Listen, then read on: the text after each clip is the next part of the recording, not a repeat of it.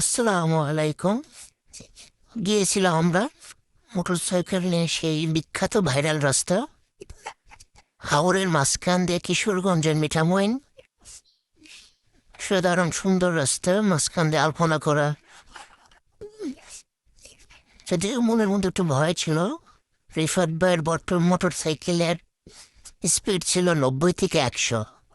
Camera বা mobile ধরে camera video করা অনেক কষ্ট হয়ে যাচ্ছিল আমার। তারপরে ওই রাস্তায় ঘুরতে সত্যি খুব আনন্দের। দুই দিকে শুধু পানি আর পানি। লিসিতে দাঁড়িয়ে অসাধারণ, বলার কিছু নাই, সত্যি অসাধারণ। চারিদিকে পানি, মাঝে মাঝে গোবরের গন্ধ।